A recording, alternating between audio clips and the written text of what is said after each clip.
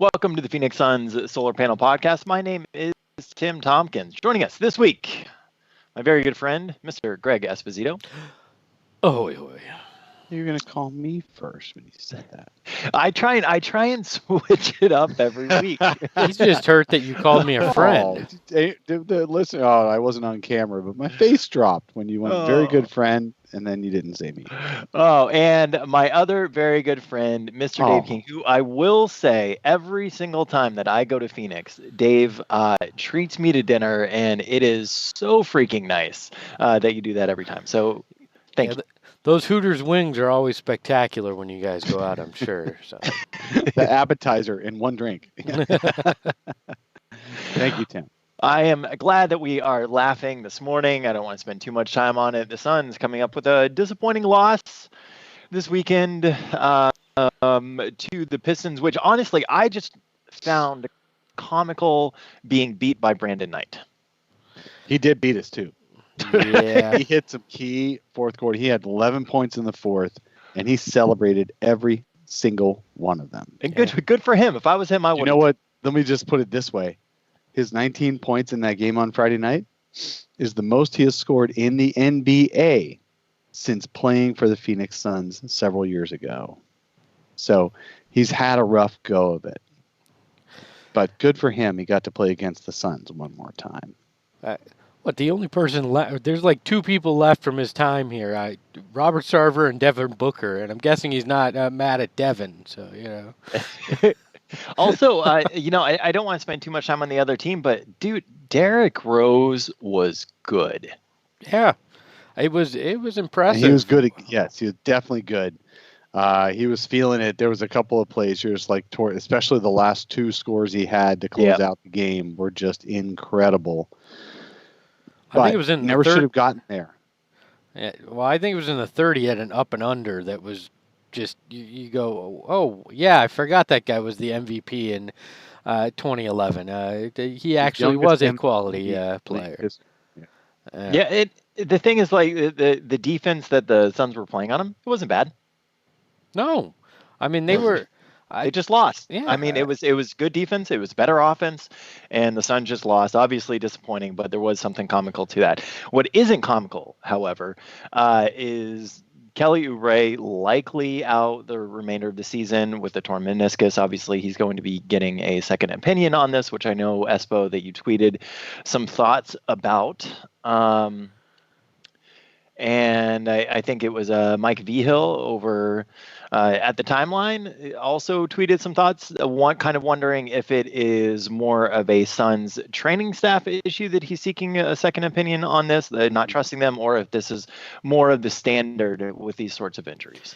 I don't know, guys. We hear a lot about guys seeking a second opinion, so I'm not going to assume it's because of what we talked about with the training staff and the fact that there's multiple rotating team doctors right now and everything. I don't want to assume that because I don't know the people that are the doctors. I'm guessing very highly qualified, just a different kind of situation than has been here in the past, and we've heard of guys looking at second opinions, and I think there's multiple ways, if I remember correctly, specifically from Eric Bledsoe's time with this. There's multiple ways that they can fix a tear in the meniscus, and some can get you back on the court quicker, but have the potential for more bone on bone in the long run, and there's different ways. So I'm sure it's more about deciding the best way to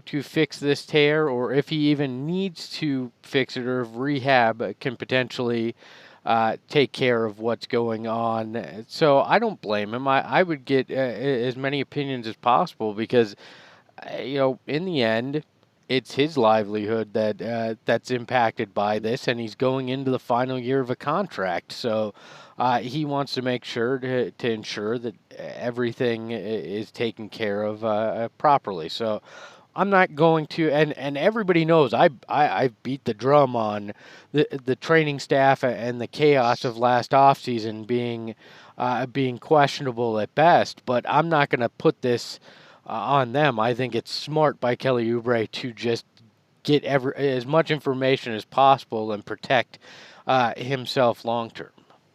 Yeah, let's talk about a meniscus a little bit. I did a little bit of light reading. I am not a medical professional, but there are some articles on the googly thingy. Dave read WebMD. All right, we're good. Yeah, right. There is some variation on what you can do with a torn meniscus. It depends on where the tear is. It depends on if it's mostly fraying or if it's a real tear. The fact that it's not an acute injury where another ligament went as well, then it's more likely because of the location of this is a long-term wear and tear that finally got to the point that it needs, that it created swelling and pain and needs to be fixed. So it's not necessarily something that happened acutely in that Utah game, which was my first reaction, but it's something that just got to the point where now he's got to do something. So y'all will remember Eric Bledsoe. Eric Bledsoe had meniscus issues all through his son's career.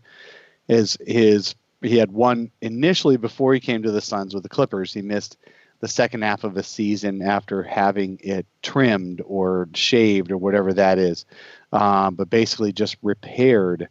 And then in his first season with the Suns, he did it again on that same knee, and he had it removed at that time. And then later he had his left knee tore the meniscus and had that repaired. In each case, removal can be a little quicker. It can be 3 to 4 week recovery time and get back on the court. Suns only have about 6 weeks left, so that's not really something Kelly wouldn't be getting back on the court. The downside of having it completely removed is because then you have just a little bit less structure in your knee going forward. Of course, Eric Bledsoe seems to be fine. He's been playing for several years since being traded from the Suns and has been healthy the whole time. Other athletes have had this issue as well. They almost all come back full strength, and it's just a matter of where the tear is, how exactly where it is on the meniscus. There can be an area that gets lots of blood flow and it heals very easily, and there can be an area of the meniscus that does not get a lot of blood flow and won't heal easily. That's all why you go to multiple doctors. See how I've already talked about all the different variations and all the different things you can do. You don't just listen to a training staff who may or may not be medical professionals in the area of menisci and those kinds of repairs. That's why you get referred out to a specialist. That's like saying your family doctor sucks because the family doctor isn't the specialist on the thing that you have an issue with. That's why there's referrals in the medical field. Same deal. I'm sure the training staff themselves are saying go see a doctor or two. So Kelly's weighing those options. He could have it removed. He could have it repaired. He could have a 3 to 4 week recovery. He could be having a 2 to 3 week recovery. If it's in a really bad spot where there's almost no blood flow, then it could be a little bit longer recovery. In any case, he should be fine by next year and almost certainly will not be fine before the end of the regular season. Well, and there's really, don't rush him back. I mean, don't potentially make something worse. But you're 100% right. I mean, he's going to try to find the right answer for him. And quite frankly, I think every athlete should go outside the team doctors to get a second opinion because they're team doctors. They're paid by the team, and their best interest is for doing what's best for the team, not necessarily the player. So I would always suggest a player in that situation get additional insight. I mean, the fact that he can get multiple opinions from his own team doctors because they have a rotating group is kind of funny, but he should be going outside to find more information on this for himself. And maybe he can go to Dave now that he's read up on it as well. So hey, yeah. So the likelihood of Kelly Oubre coming back this season,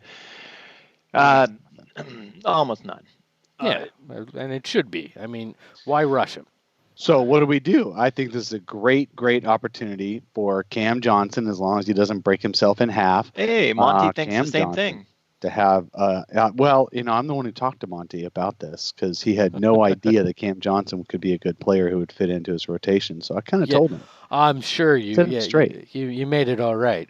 How about how everybody else has to admit they had the same reaction as me when Cam fell in the Oh. Detroit game that it went well. There it goes. That's the hip. All Well, right, get the the The other stretcher one out. bites the dust.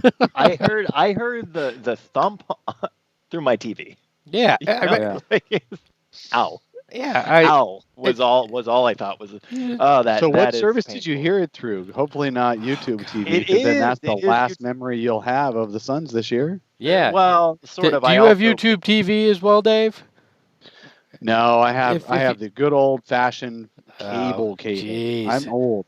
Well, I don't give up on those things. let me tell you, I got that nice email from YouTube TV 2 days ago informing me, hey, by the 29th, you're not going to have the one channel you're paying for this The service one for. reason you have, Yeah. I seriously, I was very, very close to cutting my cable cord in January because my contract had been up and I had to just renew it for another year. I had very close to cutting it and going to YouTube TV on all y'all's recommendations that I Well, could watch Suns games there. screw you, Google, for Y'all. doing this. I will be doing all my searching at Ask Jeeves now because of this BS. But no, I'm Greg, actually Hulu TV. Going over there, they have live, and they have the Suns, Does Hulu have live sports? they have live sports and a Devin Booker commercial to tell me that. So I'll be heading over there. Greg, Yes. I gave you my my League Pass password. Yeah, and but it won't work because it location services to figure out that I'm here when I'm trying to watch it, doesn't it? No. It does. The team you can't watch is the Orlando Magic. Oh, well, screw you, Hulu. I'm watching free off of Tim's League Pass the rest Yeah, I was of going to this say, year. I got League Pass too. That's one expense that actually gets covered by my SB Nation partners. Thank you very much. Yet, Nice. I am in a blacked out market, Oh, see, and it doesn't even matter if I'm in another state. They still think I'm blacked out. See, So, you should have used the really SB want- Nation Washington D.C. address to purchase it, and then you wouldn't have that problem. Yeah, well, that's Look a at lesson learned, isn't it? Kids, there's always a way to scam the system. Don't forget that. The more you know. And they can be like my nerdy friends and say, "Well, I've got a VPN tunnel that I just," I'm like, "Oh, nice, very cool." Like we're watching games in China, we have to use a VPN tunnel to figure it out. Anyways, okay. So we've had Dave talk like a doctor, me yell at Google, and us I only discuss play one on VPN YouTube Live. VPN tunnels. I didn't think about the irony that I'm screaming at Google or we're live streaming on their platform as well. All of a sudden, it goes black. Been nice talking to you guys. Can we get back to the Suns, please? Yeah, so let's talk about how this impacts them for the rest of the season. You know, we talked about Cam Johnson, this really being an opportunity for him to step up. Monty did make comments, and apparently Dave talked to Monty about this at some point, but did make comments that Cam Johnson needs to step up his production, which I found a little bit interesting. Obviously, this gives a lot of opportunity for Mikal Bridges, which, by the way, I think Mikal Bridges has been freaking killing it lately. But this does make a really big impact for the Suns now. Obviously, they can go out, and we're going to talk about some free agents that they could possibly pick up if they want a stopgap for this. Inserting Dario back into the starting lineup. Who knew that Frank Kaminsky wasn't ever going to be back this season? I kind of thought it was a shorter injury a few months ago, but that's not the case. I mean, what are your guys' thoughts? Well, it'd be nice to see Frank back out there. He was one of the team's better 3-point shooters. I look at it, right, and it feels like the Detroit loss was kind of the bellwether here. So I think right now Greg, we're you've looking been stumping that the Suns are going to win 40 for months. Don't change now. Yeah. Since August, 32, my friends. Anyways, you look at it, and I think right now the best play is to just give Cam Johnson as much opportunity as possible, and let him kind of grow a little bit more, see what you've got, put a little bit more of the offensive onus on him, and see how consistent that three-point shooting can be when you have to leverage him for larger minutes, and use this as an opportunity to get to know him and what that role can realistically be moving into year 2 and potentially beyond. You have to understand and figure out, is he just a three-point specialist, or is there more to what he can handle and he can do for this team moving forward? Because I don't think we quite know, because the injury earlier, limited minutes at times. I think this is what you have to use the Kelly Oubre injury for. You could go sign somebody off the street right now, but the reality is, how much are they really going to do, and is that really going to change your fortunes when it comes to the 8th seed? Probably not. I mean, and I think we're going to get into what it looks like from a playoff perspective. But at this point, ride with Cam. Let's see what we've got there, and give Dario some minutes so he can earn some of his value back, because he's obviously not in the Suns' plans, but somebody's going to want to sign him. So. Yeah, someone's going to want to sign Dario, and he does put out great effort. He's like that, that guy who always goes down to the pickup games, and he looks like he's kind of a bumbler, but then he all of a sudden he does make some key plays after missing a couple of easy ones. So Dario's interesting. He tries hard. He always puts out max effort, and I do appreciate that. I sure wish Aaron Baines had become a little bit more impactful again, but he was always a 15-minute a game backup center coming in, so we might have been sold on something he wasn't in the first couple of months of the year, and maybe we'll just look back fondly on that as the pinnacle of his life. Yeah, but was there some weird Freaky Friday thing that happened with him? Because he can't even set the picks the way he did earlier in the year. Like, the one thing that everybody thought he could do solidly, continuously, regardless of minutes, and he's not even doing that. I feel like he and some fifth grader switched bodies, and the fifth grader's trying to figure out how to be a 7-foot guy. I would like to say that on the last play of the Detroit game, with the 1.3 seconds left, I was a little bit surprised that DeAndre Ayton was in instead of Aaron Baines, simply because it was quite clear that they were going to be using Ayton for a screen to get Booker free. And I was a little bit surprised Monty didn't go with Aaron in that situation. Here's another angle on that, yes, absolutely, Tim. If Ayton was only going to be a screener, then yes, Baines could have set a better one. But what's important also to remember is that the Suns were only down 2.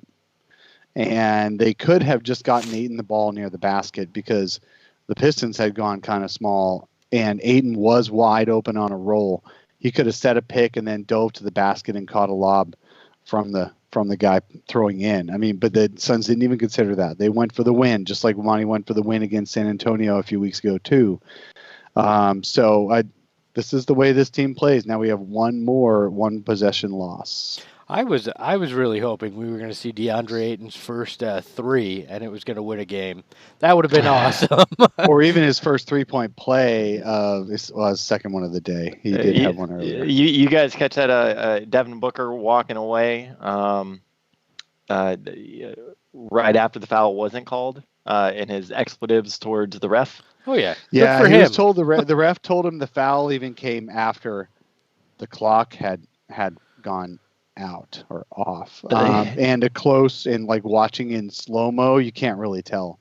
So the refs never would have overturned that, even if Monty had that challenge in his pocket still. But the expletive, did you guys catch that on TV? Dave, you were probably there in person. Yeah, I did. I didn't see it, but I heard. It was too far away from me. It was hilarious. I can't believe the camera got so close on him in that moment. The irony is, it's the same thing that everybody at home was saying too. So right. At well, least that was it a worked. tough game. Now look. The Suns lost on Friday night against the Pistons because they didn't play hard until the very end. That's it. That's just all there is to it. The Pistons got all the second chances. The Pistons got the offensive rebounds. They got the loose balls. They did everything, which meant they were playing harder than the Suns. The Suns, when everyone was watching, everyone was like, Jesus, can you put out a little bit more effort? However, the refs did help.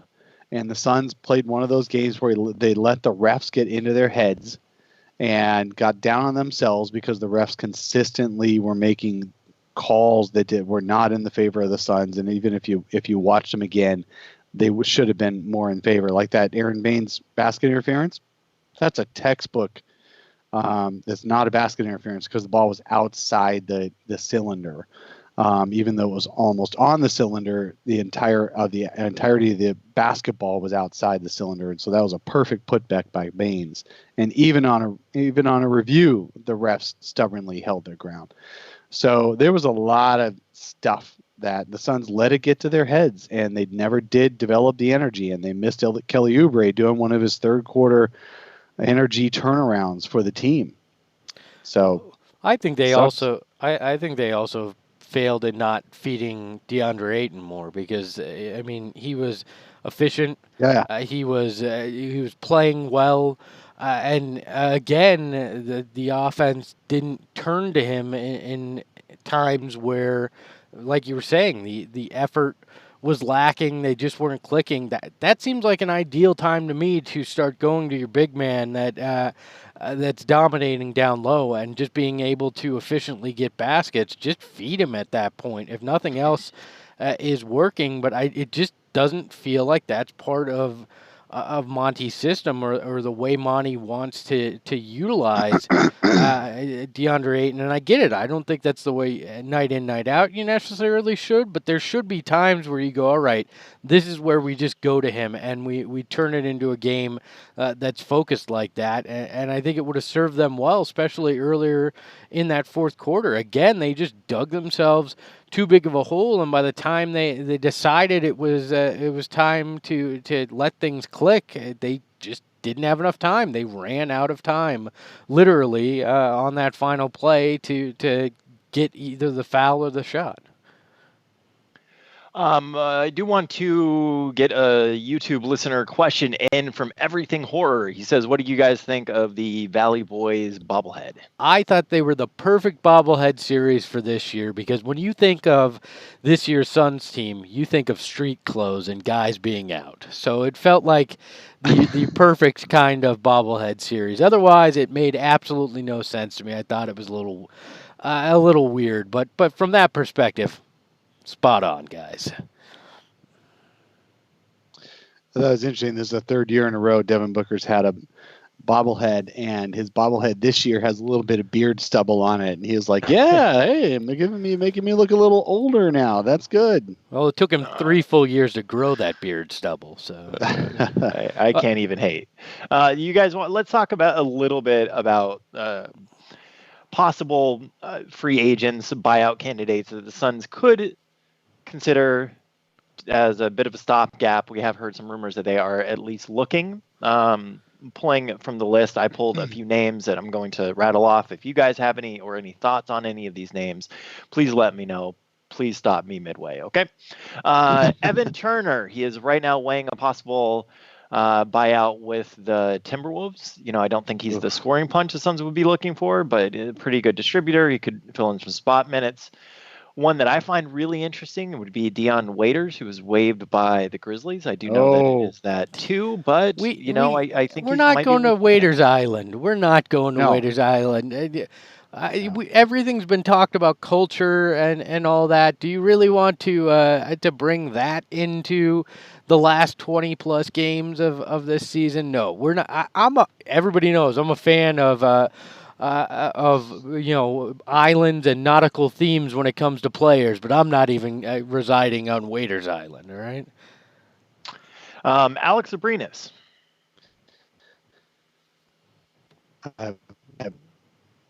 Sorry, I have no idea. You can't even picture what he looks like. Roll with Cam. He's a that's funny. Good 3-point shooter, point guard-esque that was with the OKC a while back. Michael Beasley. I think we've been down that road. All right. Jared Bayless. Oh, why? What's the point? Like Jared Bayless. Jonah Bolden, bringing him back because you're going to have Dario in the starting lineup, and could help open up some minutes with that. Just play check Diallo. All right, got Corey that- Brewer. You're reading.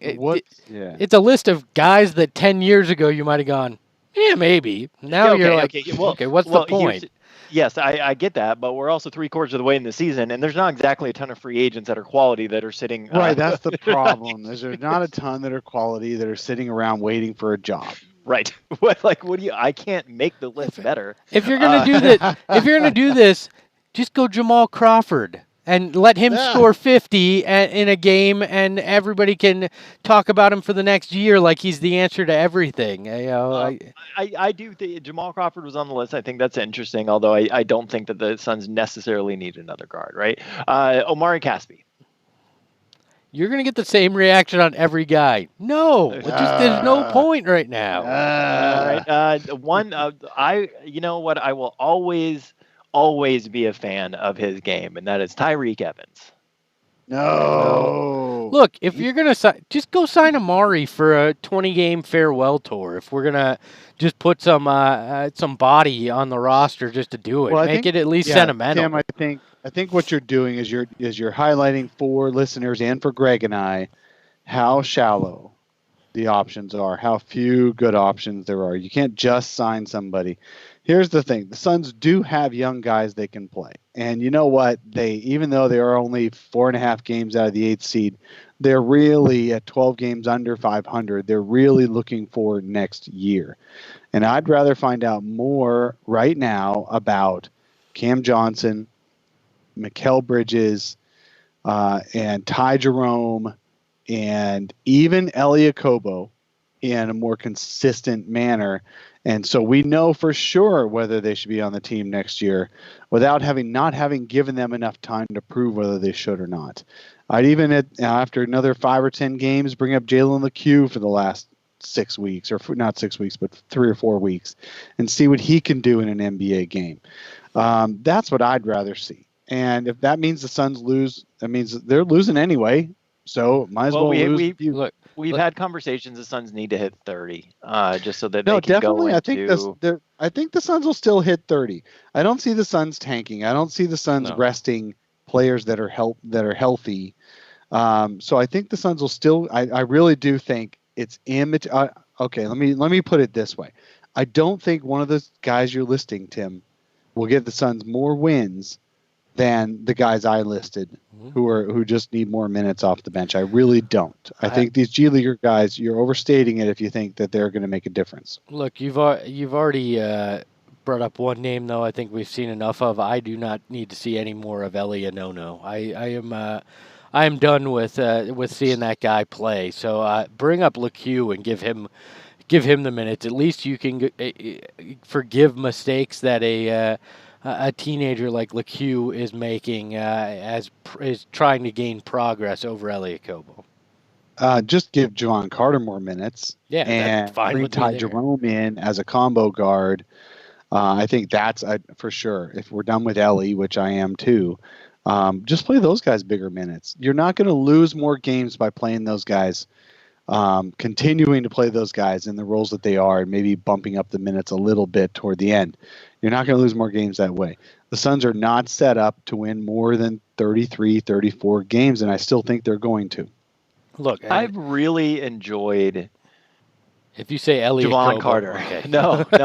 I've really enjoyed Javon Carter over the last couple of weeks, and I sincerely want for Monty to make him the first guard off of the bench instead of Elie. And I don't dislike Ellie's game as much as everybody else dislikes Ellie's game.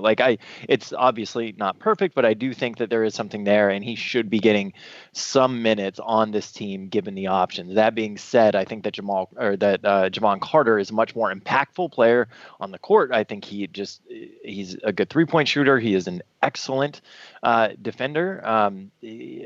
I want to see more Javon Carter. And I also think that he's really underappreciated by fans watching the team. Look, I agree. And his 3-point shooting has been much better than we expected. I think the problem here is Elie Okobo is French for embarrassing photos of Monty. I mean, that's the only explanation here, is that somehow he has leverage on Monty, because we have not seen anything that should make him the first guard off the bench before Carter, right? I asked Monty about Elie Okobo before the game last night and what he sees in Elie Okobo to give him those first point guard off the bench minutes. And he said, well, Ellie's got the profile. He's got the size where he can get some rebounds in the paint amongst some bigger players. He boxes out at the free throw or the 3-point line, from his guy getting in to get a rebound. Monty said he likes how he plays defense, and Monty said he theoretically has a good offensive game. He just needs to develop guys and give them a chance to have some consistency into growing into a role that even if they're not performing immediately.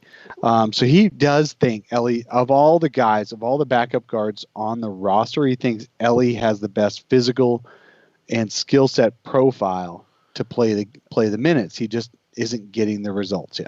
I'm really glad Mike D'Antoni didn't go with that mindset, because he would have played Marcus Banks instead of Steve Nash if you were basing it off a physical profile. Like, I just at some point the eye test. Monty Williams is not going to play I know, Marcus Banks over Steve Nash. I know it was a joke, Dave, but you look at it, and that it's just ridiculous to me. The eye test tells you that he's just not getting it done, and Javon Carter, whether he has the physical profile or whatever you're looking at there, is getting it done. So why not give him the minutes? It makes no sense that you're doing it and the way you're doing it, and it's bizarre to me. That explanation doesn't hold water for me, because we've seen enough. If this were the first month of the season, fine, I get that kind of an explanation, but we've seen enough of this. We know now that at least for this year, Javon Carter is performing much better than Elie Okobo is.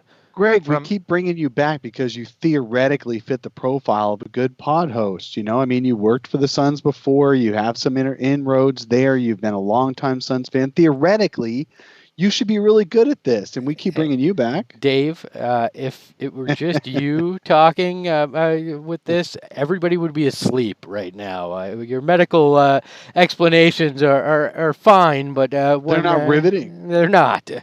I'm here for the entertainment factor. Should I be emceeing like Discovery Channel documentaries? Is that what you're saying? Yeah, you should have your own fall asleep to Dave talking app. Dave fights insomnia. That's my new career. There you go. I'm going to do documentaries. Tim, please interject. From a rotation standpoint, you have Devin Booker, who plays the entire first and third quarters. Elie being the first guard that comes off the bench to replace Ricky Rubio. I think that having Javon Carter come in to play next to Devin Booker, and then having Elie come in to play next to Rubio to start the second and to start the fourth, from a combination standpoint, just makes a lot more sense. Look at Tim dropping actual basketball coaching strategy there. No, you're right. I mean, that would be the smarter way to do it. I'm just like, put Elie Okobo on the end of the bench and forget he's on the roster. You're trying to figure out a way to actually leverage it better from a basketball standpoint. So I give you credit. It does. It makes more sense. Actually, what I think should happen is Elie stays on the bench. You've got Javon Carter being the first guard taking Ricky Rubio's minutes next to Booker, and then you bring in Ty Jerome as Booker's backup, because Ty Jerome has the shooting stroke and doesn't need all the pressure of being the ball handler as a rookie. I think that could help. And then you're a little stuck with Javon and Ty Jerome for a couple of minutes, but then they bring Ricky back too, so to trade off with Javon. So Javon would be next to Booker most of the time. I think that is a better rotation. I would just put Ty Jerome in there. You know what? We have not talked about Ty Jerome enough on this episode and the impact With Oubre leaving, that might have for him. Have we collectively given up on Ty Jerome this season? So Monty said pre-game on Friday, and then he didn't play him at all. But he said pre-game on Friday that this is Ty Jerome's opportunity to get some consistent wing minutes, and that means not being the primary ball handler. That means playing the Oubre type role, although from a shooting guard point of view, because he's only 6'5", but basically he's got the size and the shooting to be able to start playing some more outside minutes. So we might see Ty Jerome. We should see Ty Jerome start fitting in that role. And it is kind of as I described, where he would back up Devin Booker, kind of. But we're also going to see a lot more of Cam Johnson, and that's a good thing for Suns fans. And Dario's going to be back in the rotation as well. But I think Ty Jerome, Monty said, this is Ty Jerome's opportunity. And then Monty didn't put him in on Friday. Well, yeah, we need to try to understand, like I was talking about Cam earlier, what you have in Ty Jerome and understand if the potential that everybody felt was there in preseason and coming out of that draft is actually applicable when it comes to NBA minutes. And so, yeah, I think he's another guy that they should be putting out there to try to figure it out and understand. I know they won't admit that that their chances at the 8th seed are pretty much gone at this point, but that's the reality, and I think it's time to really just start using these the minutes effectively to understand what you have, so you can make smarter decisions in this offseason about this roster to get better, because the West isn't going to get any easier next year with guys returning from injuries on other teams. So you need to understand what you have and how you're going to have to improve this roster. So, I want to get to stat of the week in just a second, but I want to read a comment from a YouTube listener live in the chat right now that made me laugh. It's from Sawbucks23, said, if the Suns are able to draft Edwards, I'm ready to move on from Booker. Edwards. Oh, yeah. I had a Dunc-y Award winner. From who? Booker. Unless he meant Cory Booker because he's trying to find a new presidential candidate, I think he's. I really hope that's a joke. Otherwise, I got my eternal Dunc-y Award winner right there. I mean, that's hilarious. All right, you guys ready for stat of the week? Stat of the week. Week. Yes. Dave. I'm not contributing any more to that. Why? You're so good. Very good, sir. Stat of the week. Yeah, it's very starters-esque. Whoa. Sorry. All right. So we all know how good the Suns' starting lineup of Rubio, Booker, Bridges, Oubre, and Ayton has been. Just want to highlight it a little bit more. It has the best offensive rating of any lineup in the league that's played over 200 minutes at 120.7, and it has the second best net rating just behind the Bucks starting lineup, right? The Suns starting lineup, that one specifically, has been really freaking good. Well, let's talk about what's happened with Oubre out. Yes, it's a small sample size, but worth noting. Two separate lineups. One is when you replace Saric with Oubre in that starting lineup, all of a sudden that positive net rating of like plus 20 or whatever it is drops to negative 3.5. That being said, Rubio, Booker, Bridges, Ayton, and Cam Johnson so far is a plus 38.2 net rating. Boom. There's your superstar lineup right there. And I also small sample size be damned. I love our small sample size theater. It's always my favorite when we. I love that we don't focus on the awful small sample sizes. No, only the impressive. Let's look at the positive. We take a page from our friends at Fanning the Flames. We only stay positive when we look at small sample sizes. So. No. Well, it's important to contrast what happens when you replace Kelly with Saric. Right. Yeah. So we know that starting lineup has been really good. And that's really important when you're taking into consideration the moves that the Suns are going to need to do this offseason. We've talked about they're needed a power forward. You might not actually need a traditional power forward because your starting lineup with Bridges as the power forward is actually pretty damn good. Right. So having a general understanding for that. Also, we've talked about Cam Johnson, the fact that the Suns can play small ball so effectively with Ayton at center, which we're going to move on and talk about how Ayton has improved recently, but specifically on defense. Even though they're small sample sizes, I think they're important.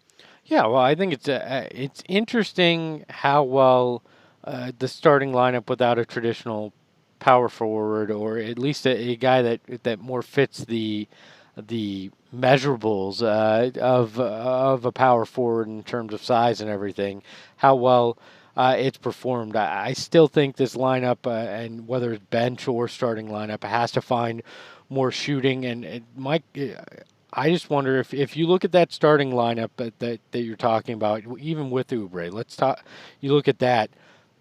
Does that strike you as a group that's going to grow enough next year to go from what's likely a 30, 32 win team this year to into the mid 40s? If they get a substantial bench, not a great bench, but just an average bench behind them, I don't know. They've played nice together, but I don't know that that's the starting lineup that is the group that's going to get you into the playoffs. I'm still skeptical of that, regardless of what the advanced metrics are saying on it. I think it can definitely be effective. I think if you going into next year and you have Oubre back, and you've got a little more grown up Ayton and Mikal with Booker and Rubio, yeah, I think that is a playoff level starting lineup, as long as the bench doesn't lose leads every dang time. So you've got to improve that bench, got to have a little bit more oomph on that bench, including a scorer who can hold the fort while those guys are resting. And I think having Cam Johnson coming off that bench, a year older, having an actually acclimated Ty Jerome. I mean, the way Ty Jerome plays this year, he looks like he's not an NBA player, but he was very good in college, and he really did project to be a good NBA player. Maybe not a starter, but a good NBA player. So I think another offseason from Ty Jerome will be helpful. Jalen LeCue is a total wild card. But you've got to go this summer and actually get a veteran or two that can really stabilize these lineups that you can cross your fingers will stay healthy and not get hurt. Denver has one of the youngest teams in the league, but guess who's really carrying them a lot is Paul Millsap. He's providing a lot of veteran leadership as a starter. And I know we got some help from definitely from Ricky Rubio this year. The reason the Suns are even respectable is because of him. But Aaron Baines, it was really, really helpful when Aaron Baines was also contributing to wins, and he just hasn't been as much lately. I think, yes, the Suns are growing into a better team next year if they keep their top 6 or 7 players than they are this year, just because of maturity. Ayton's growing. It's like he's collecting his infinity stones, and he's up to 2 or 3 right now, and he'll eventually get to all 6, and he's going to take over the world. I really think he's got that ability, and he makes all the right plays, and he likes playing defense. He should have had 4 blocks on Friday night, and for some reason our local scorekeeper doesn't know how to record blocks, so he only ended up with 2. So I think Ayton has been very, very good and will continue to get better. Devin Booker's going through a slump right now. He'll be very good again, all-star level.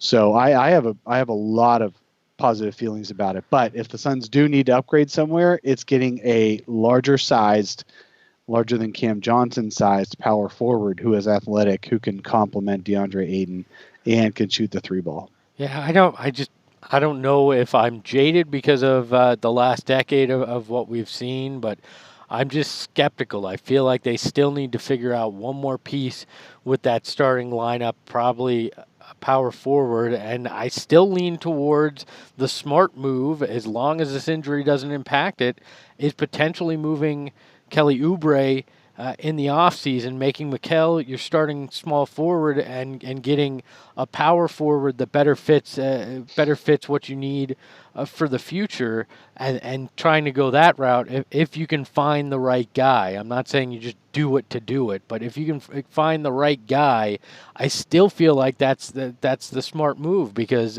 why can't you just spend your free agent money to add to? Why do you have to subtract? Well, because the list of free agents is the problem. We went over it. There's just not a lot of guys that I think you're going to add that are going to take you into that next level. That's what. If this were a large free agent crop, there were a lot of names that could have major impact. I'd be totally there with you, Dave. But I just don't think that's where we're at this offseason. And maybe you spend smartly. Maybe there's a few 1-year deals, and you try to go into that following offseason where there's more free agent guys with flexibility again to try to make moves. But if somebody's expecting the Suns with this cap space that they have and being one of the few teams that have cap space to go in and go on a major shopping spree that's going to change everything, they're going to find out you're walking into the store and it's pretty bare. It looks like a Ross after a major sale. There's only a few things left and they're strewn all over the place. Like it's not kind of like dating in your late 30s. Yeah, very much so. Yeah, well, Dave, you dip into the 20s pool with what you're pulling in, so we don't count you. It's Tim that we're talking about looking at the pool. Extreme. Yeah. Well, no, that's probably true. David's all right. Hey, I want to talk about. Let's go to Gorilla Time. We got about 15 minutes left, and I do think this is very important that we talk about because it just doesn't get enough attention nationally. Likely it does on Suns Twitter and on Suns Reddit, but DeAndre Ayton has been really good lately, and it's been at least to me extremely noticeable. And I want to point out some highlights on the defensive end. We've already spoken about how efficient he's been offensively, not just on Friday night, but over the last several games. But so DeAndre Ayton, since coming back, he defends the second most amount of field goals in the NBA behind Rudy Gobert at 19.8. He holds opponents shooting to almost 7% below their shooting averages, which is 8th best in the league. He has the second best defensive rating on off differential in the NBA at negative 4.3, just behind Joel Embiid. And the Suns, with Ayton, have 106.8 defensive rating on the court, which would be 7th in the league. But without Ayton on the court, it's 111, which would be 21st in the league. DeAndre Ayton has been really good lately. Look, the month of February was DeAndre Ayton's coming out party. 21.7 points, 12.9 rebounds, 2.3 assists, 1.9 blocks, almost shot 60% from the field. The defense, as you mentioned, has been immense. This guy is doing everything that we had hoped he would do. And a reminder, last night, Friday night, was only his 99th game of his career that he's played. This guy is the real deal. We've said it on this show. We've banged the drum, and right now the only reason, again, that he is not gaining the attention and the praise, even from some Suns fans still, is the fact that his name doesn't start with an L and end in Luka Doncic. All right, that's why this guy is doing everything that we had hoped. We're seeing the coming of age of DeAndre Ayton, and we're still just scratching the surface of what this guy can do and the way that this team can use him. Like I mentioned earlier, I still don't think at times Monty Williams is using this guy correctly and feeding the beast the way you could. It is unbelievable what he's been able to do in the month of February, and if this trajectory continues, we're all going to be very, very happy with the kind of guy that you have. You're going to have your second superstar next to Devin Booker in a matter of time, and likely all-star candidate next year if he puts up these kind of numbers consistently. What he's done since he's come back from the suspension has been a top big man in the league, and then February took it to another level. Look, and what he's done is he's created a new. What he's done is giving you a glimpse into the new. Basically his way of fitting into a modern NBA, his new version of a modern NBA. When he develops that three-pointer, that'll just be icing on the cake. But the thing is, the big argument here over the past few years is that your small ball offenses, which are very rare that they're extremely effective, but the small ball offenses can run a big man off the court, can force a big man off the court. But why can they force a big man off the court? because the big man cannot defend on the perimeter and cannot follow a guard all the way to the rim and deter their shot. That's why DeAndre Ayton is not that kind of. DeAndre Ayton is the kind of big man who can do that. And last night, on Friday night, he blocked 2 different 3-point shots. He only got credit for one of those, but he blocked 2 different 3-point shots. And he tracked on the Wednesday night, he tracked a guard all the way to the rim and blocked it. Look, the guy, he's like, I'd be extinct if I can't play defense. And that's exactly the truth. He can stay on the court in any situation because he plays smart defense. And then when they try to get at the rim, he still defends the rim. He rotates well. Offensively, you can't put a 6'5" guy on him and expect to keep him from scoring. You just can't. What you got to do is put 3 or 4 6'5" guys on him, like the Rockets tried to do a few weeks ago. And then the Suns, if they actually can make some 3-pointers, would just kill them. So this is the makings of a really unstoppable player in terms of impact on a game. And I'm really looking forward to watching it. He is the player because he likes playing defense. He likes doing the little things. He likes setting picks. He's just adding new infinity stones to his gauntlet. And whether they all add up to an all-star player is a matter of time, I think, because I really do think he is an all-star caliber player. He is more modern, more new, more unique than just about anybody in the league. And I'll just throw this last stat out. In NBA history, there's only been one other guy, 21 or younger, and I know people are sick of the age things, but there's been only one other guy, 21 or younger, averaging even 19 points, 12 rebounds, and 1.5 assists before turning 22. That one other guy, Shaquille O'Neal. That's it.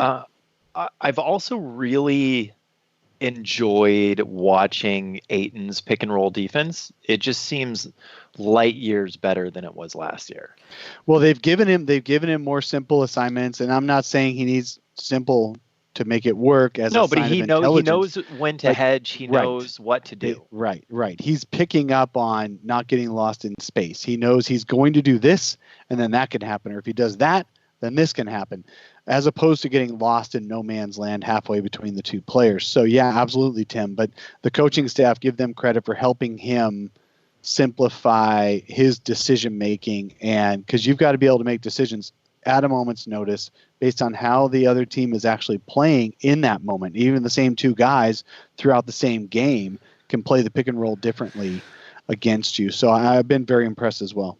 Imagine if they put the right amount of shooting on this roster that they could hit those long balls, like you were saying. I mean, that's a big flaw in this roster, and part of that's because Frank Kaminsky was got hurt and was out, and at stretches Cam's been out. But if you have the right amount of shooting with this guy, it's going to change the offense dramatically, and it's going to change how the Suns team wins games dramatically, because we've talked about it. At times they haven't shot enough threes. They have definitely not made enough threes this year, but with a big man like Ayton, it's going to open up a lot of things, especially like you said, Dave, when you're playing those small ball lineups.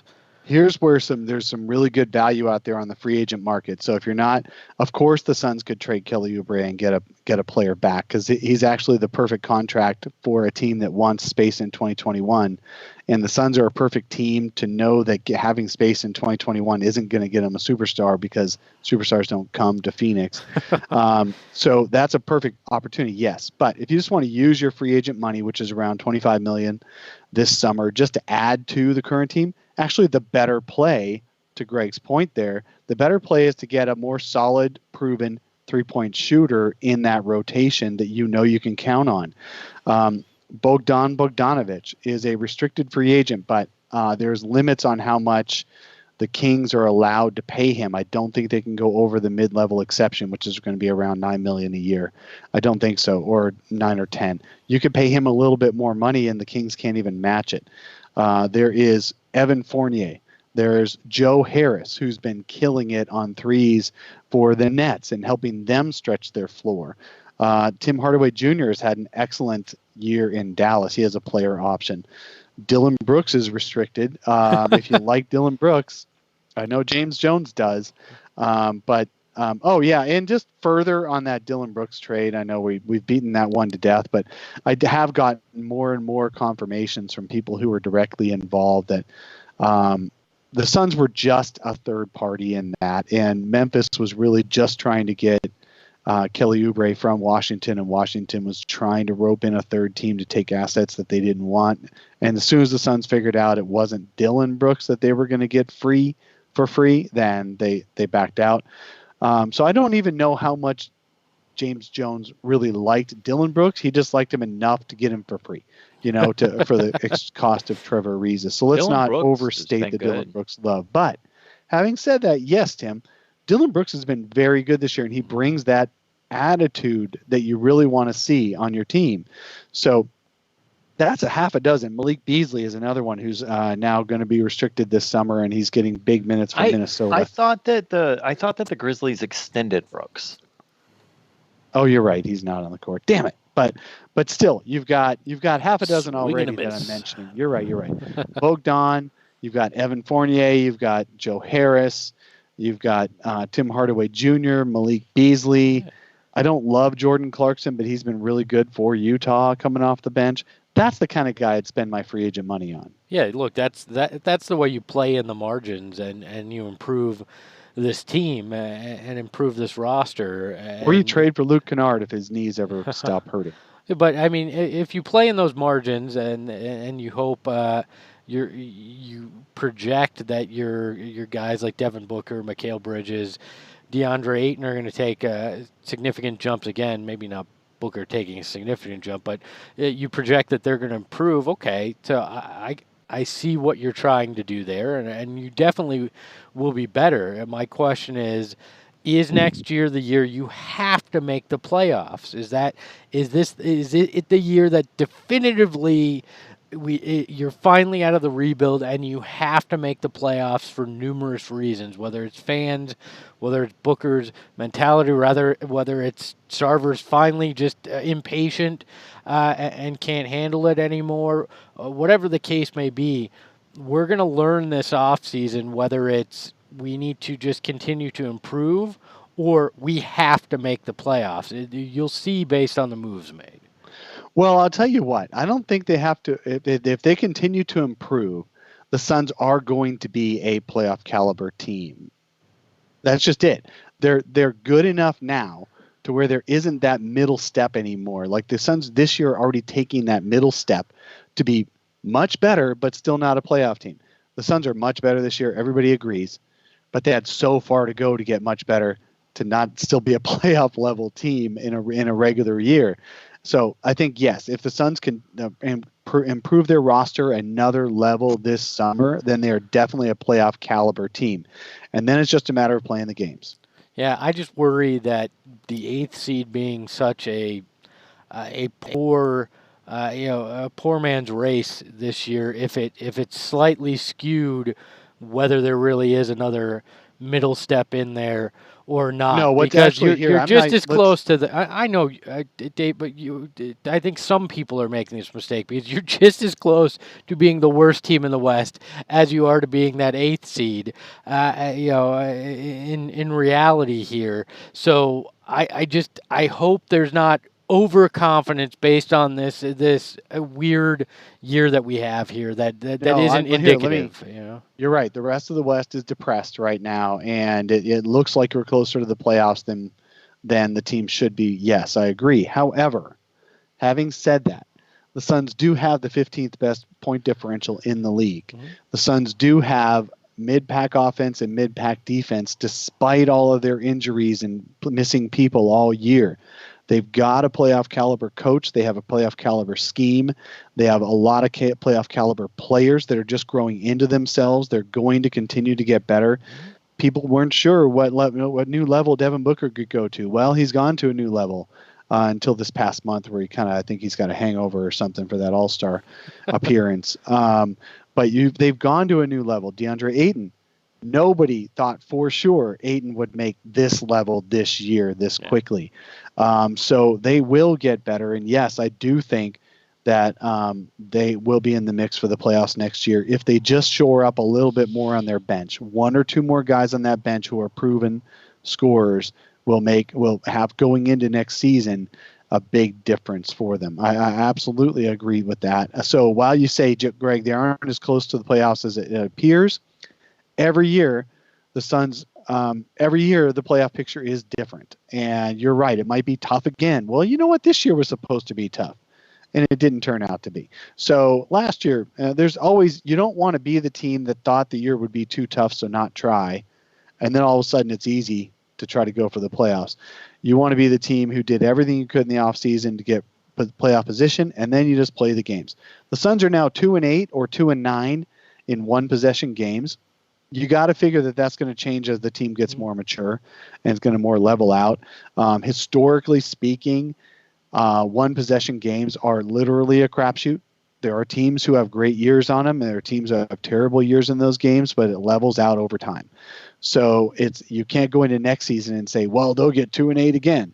No, yeah, they might, but they almost certainly won't. No, I agree. That's the big, and really, and somebody else pointed out for this year for the Suns, we all want to look at the 7-4 start, 3 games over 500 as the outlier of the season. But the real outlier of the season is that 8-game losing streak. Mm-hmm. And that's the difference. You take in what out we're talking that 8-game losing streak. That's the difference.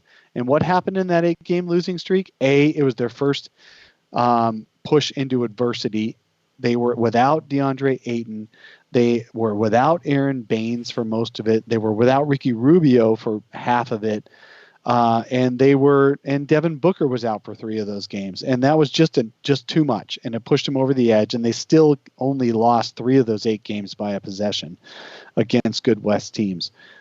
So I think this team is closer to being 500 than it looks on the scoreboard, and that's why we're so optimistic. I agree. And Steve Holler in the chat said, when you're trending up, it's hard to say you're just as close to the bottom. And I wasn't saying what I meant is just if you look at the standings, numbers wise, you are. But you're both right. This team is trending up. There have been a lot of things that haven't gone their way. I'm still looking at next year and going, the Warriors are obviously going to be back in the playoff picture. You imagine that whatever is going on in Portland, there's too much talent there for them to be playing the way they are. So you're going to have to up your game if you're really in that picture. And I just wonder if we're still 1 year away from it realistically happening. But Dave, I don't. As much as I'd love to disagree with anything you said, I can't, because it's the right assessment there. Look, the Suns starting lineup is arguably the first or second best starting lineup in the NBA. The problem starts and ends with the bench, and that's what they need to figure out. Yeah. We're coming up a little over an hour. Let's go ahead and go over to Espo's world-renowned Dunc-y Award. I think, we had talked about doing the Ring of Dishonor, and we still will, but I think that'll be an off-season kind of awards segment that we go with. We'll hold off because there's somebody that did something quite egregious this week, Dave. Don't worry, it's not you.